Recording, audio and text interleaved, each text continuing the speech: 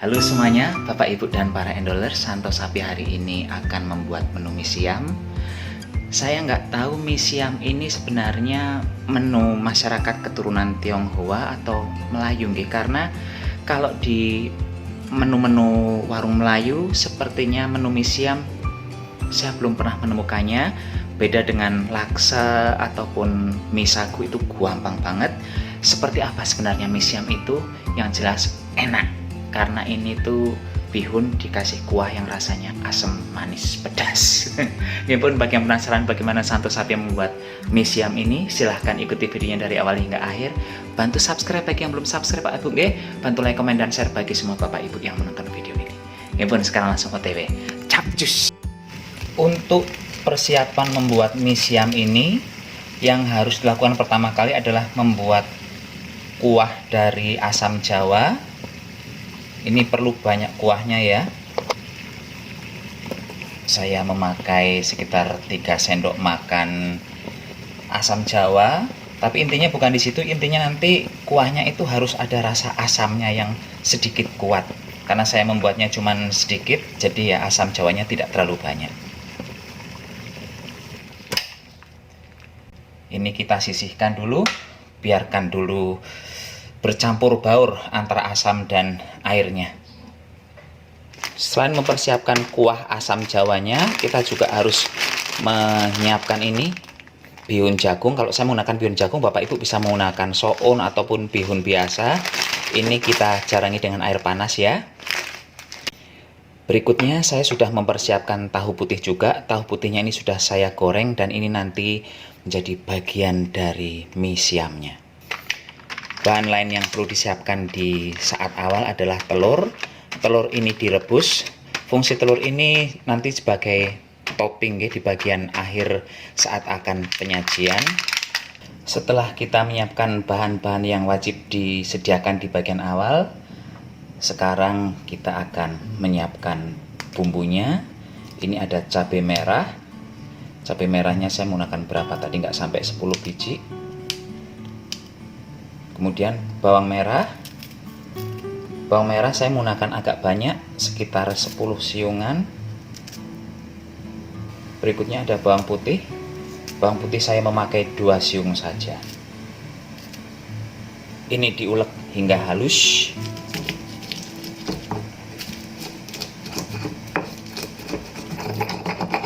Dan ini cabenya sudah lembut. Kalau sudah lembut, kita sekarang langsung menuju ke kompor saja. Sekarang kita panaskan minyak di dalam wajan. Kita masukkan cabenya.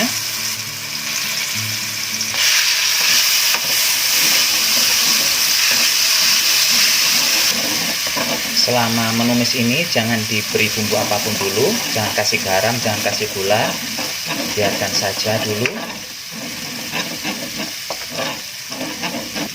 Setelah sambalnya tanak, kita ambil sebagian, sisakan saja 40% di wajan ya.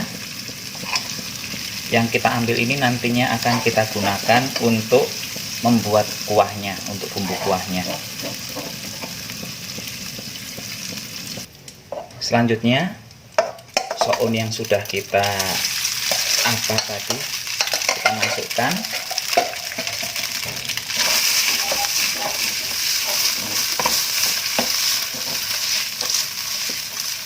Tambahkan sedikit garam, jangan banyak-banyak garamnya.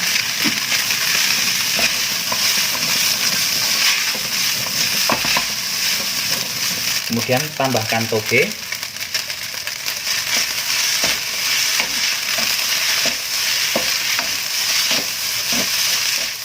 Tambahkan sedikit air, sedikit saja, untuk meratakan bumbunya, karena bumbunya ini udah kering banget di wajan yang ini. Ini wajannya tebal tapi tak tahu kenapa gampang banget gosong.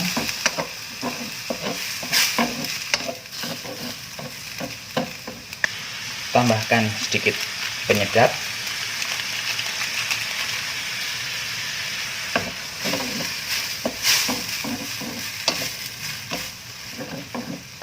Kemudian tambahkan daun bawang. Bagusnya sih menggunakan kucai, tapi kucai lagi nggak ada di pasar, jadi saya menggunakan daun bawang biasa saja.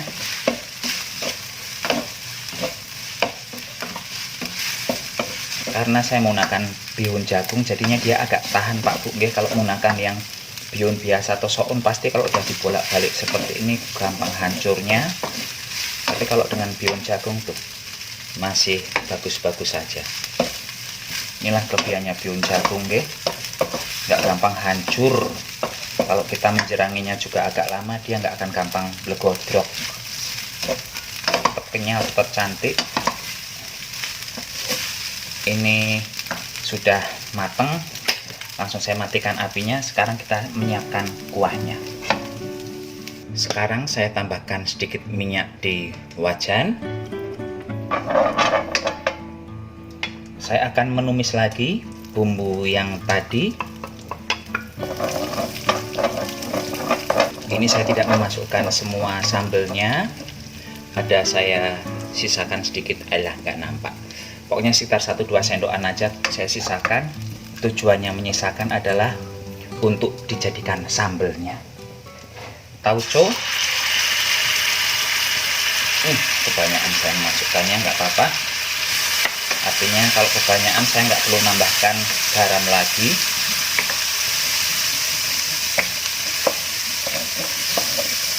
Kita masukkan air asam yang sudah kita siapkan dari awal tadi.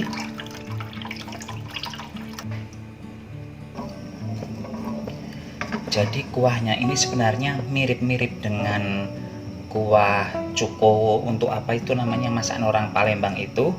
Hanya saja ini menggunakan tauco dan nanti akan saya tambahkan santan.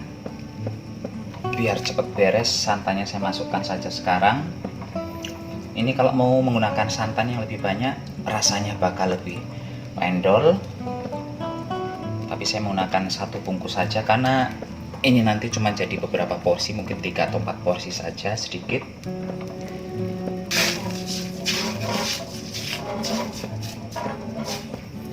Lupa saya memasukkan ini bubuk udang rebon. Harusnya tadi bubuk udang rebonnya itu ikut ditumis sebentar, tapi nggak apa-apa karena bubuk rebonnya kan juga sudah matang dulu disangrai pas membuatnya.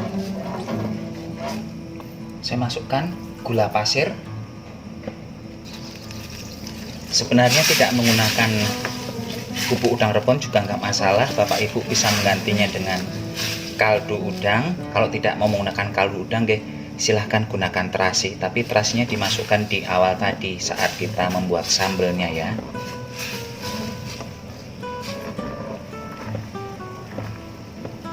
Diicipi dulu Bapak Ibu, ini rasanya kurang apa.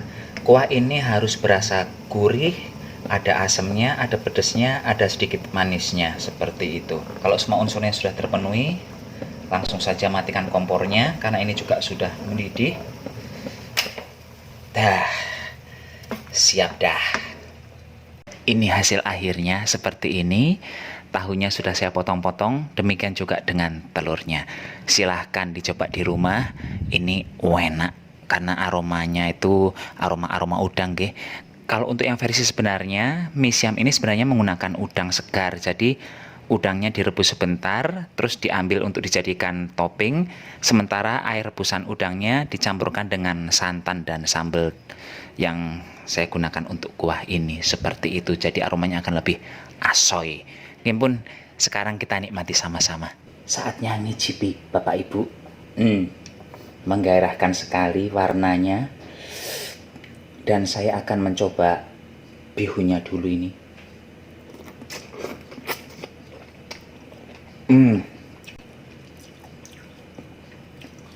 Kekenyalan bihun jagung memang tidak tertandingi, enak banget. Dan yang jelas bihun jagung ini juga murah meriah nggih.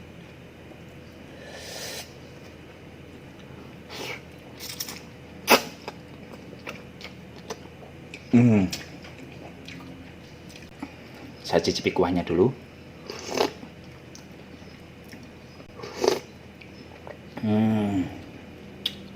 Enak banget.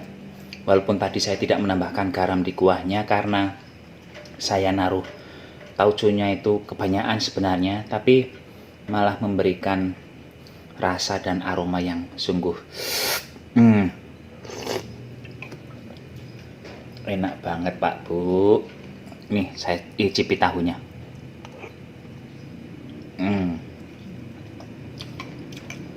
saat menggoreng tahu tadi saya menggunakan api yang tidak besar, tapi tahunya memang dimasukkan dalam keadaan minyak yang panas nih. Jadi setelah dimasukkan tahunya ke minyak, langsung apinya saya kecilkan. Saya menggorengnya dengan minyak yang sedikit, jadi tahunya lembut banget, enak.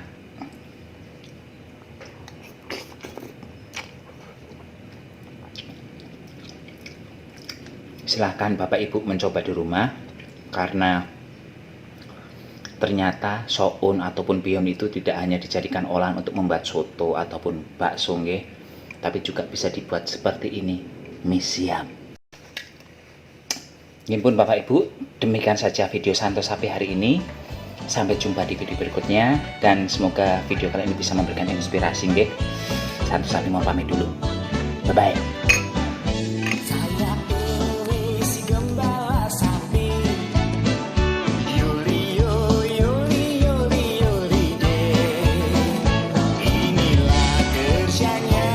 Si gembala